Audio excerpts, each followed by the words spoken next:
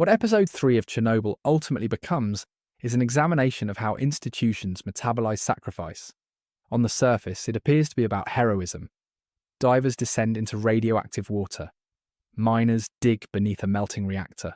Soldiers clear debris from a lethal rooftop. But beneath these actions lies a far colder question. Who is acceptable to lose?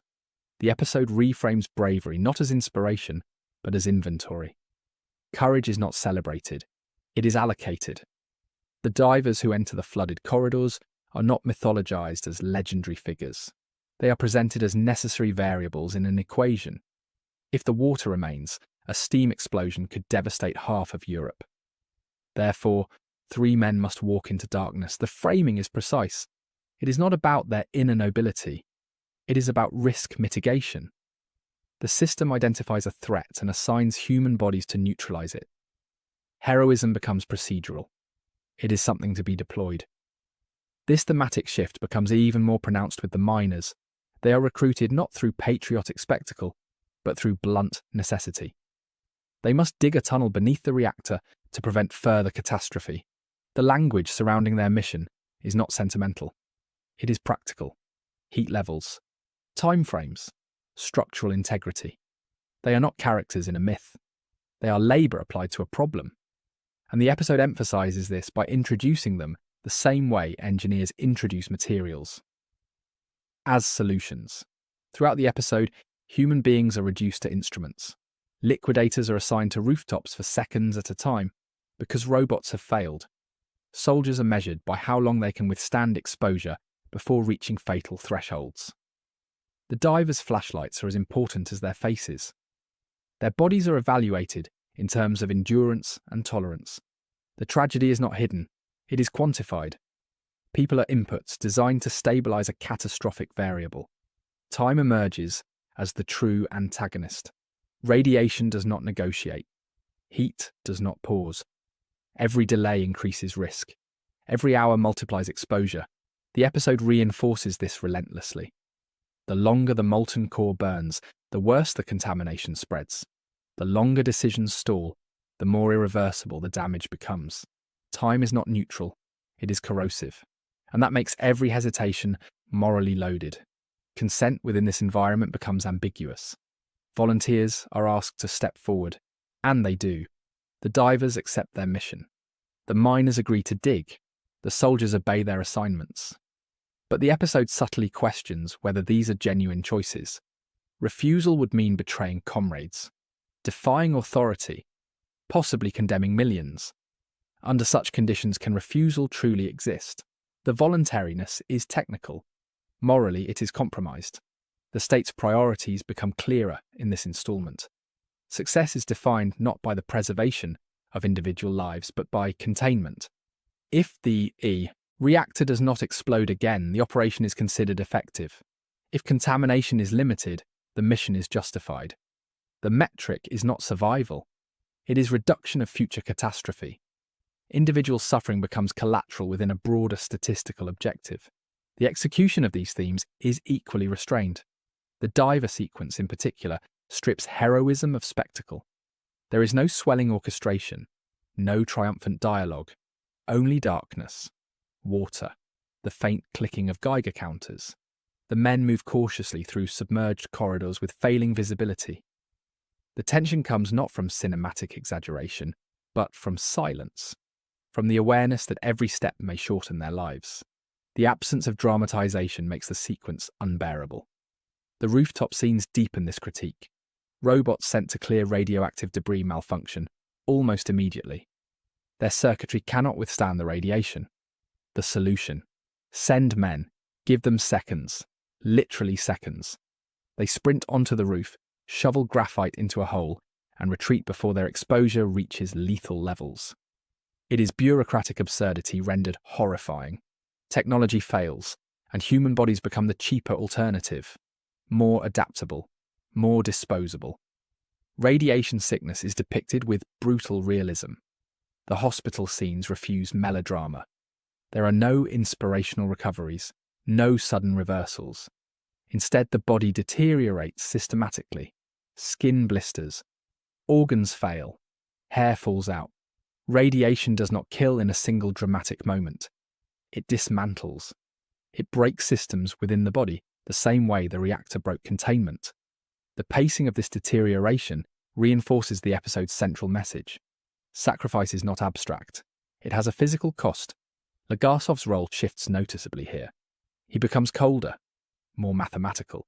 He must translate human consequences into projections and probabilities. If he speaks emotionally, he risks dismissal. So he calculates. He reduces potential deaths into numbers large enough to command attention. This transformation is painful. The moral witness becomes the statistician. But it is necessary. Within this system, numbers carry more weight than suffering. By the end of the episode, survival itself feels transactional. Every solution costs lives. The divers may prevent a second explosion, but their health is forfeited. The miners may reduce long-term contamination, but they inhale radioactive air. The rooftop liquidators protect the continent at the cost of their own futures. The show refuses to pretend that these exchanges are noble in a romantic sense. They are tragic necessities born from earlier failures. Episode 3 forces the viewer to confront the arithmetic behind catastrophe management. It does not allow the comfort of heroic myth. It insists on the cost. Every improvement in the graph comes from somewhere. From someone. The episode reframes bravery not as a shining ideal, but as a consumable resource. And in doing so, it asks a devastating question. When systems require sacrifice to correct their own mistakes, who decides the price? The execution of episode 3 does something rare. It dismantles the illusion of cinematic heroism and replaces it with operational bleakness. Every major sequence is constructed to deny the audience emotional release. The diver mission, the rooftop liquidators, the hospital deterioration, the miners digging through suffocating heat. None of it is framed as triumphant. It is framed as necessary, and that distinction changes everything. The diver sequence in particular strips heroism down to its most uncomfortable core. There is no swelling orchestral cue guiding the audience toward inspiration. There are no speeches about sacrifice. Instead, there is darkness, waist-deep water, and the sound of Geiger counters cracking like distant static. The men do not posture. They do not perform bravery. They move carefully, methodically, because the task requires it. The absence of spectacle forces the viewer to confront the reality of what they are doing. This is not glory. This is exposure. What makes the sequence so terrifying is its silence. Suspense is generated through uncertainty, not chaos. A flashlight flickers. A meter spikes. One misstep could mean disorientation in lethal water. The scene avoids melodrama because melodrama would make it feel fictional. By keeping the tone restrained, the show reinforces that this is procedural risk management. 3 bodies navigating contamination because mathematics demands it. That cold framing's what lingers. The rooftop scenes intensify the critique of institutional logic. When the robotic units fail almost instantly under the radiation load, the solution is not to halt the operation. It is to send men in 10-second intervals, literally timed exposure. The soldiers are briefed with stopwatches. They sprint, shovel, retreat. The absurdity is bureaucratic in nature. Machines are too delicate. Humans are more adaptable. Therefore, humans become expendable tools. The calculus is horrifying precisely because it is rational. There is no villain ordering cruelty for pleasure. The command structure presents it as unavoidable.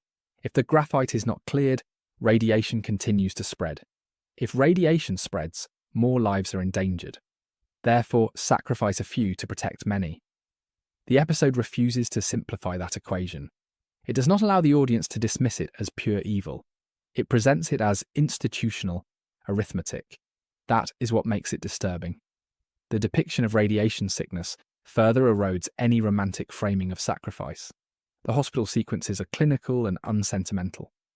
Bodies deteriorate gradually. Skin lesions form. Organs begin to shut down. The camera does not sensationalize the suffering, but it also does not soften it. Radiation is not explosive. It is corrosive. It dismantles the human body cell by cell. Watching that process unfold reinforces the true cost behind the operational decisions being made elsewhere. There is no miraculous recovery, no last-minute salvation. The decay is methodical. The episode insists on showing the long-term implications of short-term heroics. It refuses to let sacrifice exist in abstraction. The cost is visible, tangible, painfully slow. And that refusal grounds the thematic argument. Legasov's transformation becomes sharper here as well. He speaks increasingly in projections and thresholds. He calculates possible death tolls. He outlines megaton equivalents. His emotional responses are subdued because emotion is ineffective within this structure. To be heard, he must quantify. Human life becomes data points in a presentation. That shift is tragic in its own way. The moral witness must suppress grief in order to be persuasive. The episode also highlights how containment itself feels temporary. Every victory is conditional. The divers may prevent a steam explosion, but the reactor still burns. The miners may reduce groundwater contamination, but radiation continues to saturate the environment. The rooftop clearance limits airborne spread, but exposure has already occurred. Solutions do not resolve the crisis. They delay escalation. The show leans into that instability. What makes the overall execution so powerful is its transactional framing. Nothing is free. Every improvement in the situation requires expenditure, and the currency is human life expectancy. The audience is never allowed to forget that. When a problem is solved, the cost is shown. When a mission succeeds, the physical toll is visible. The show refuses to hide the exchange rate. By the end of episode 3, survival feels like negotiation rather than triumph. Catastrophe management is not portrayed as heroic conquest. It is portrayed as damage control purchased with bodies. The execution strips away sentiment and leaves the viewer with something far heavier. A recognition that in systemic failure, recovery is rarely clean.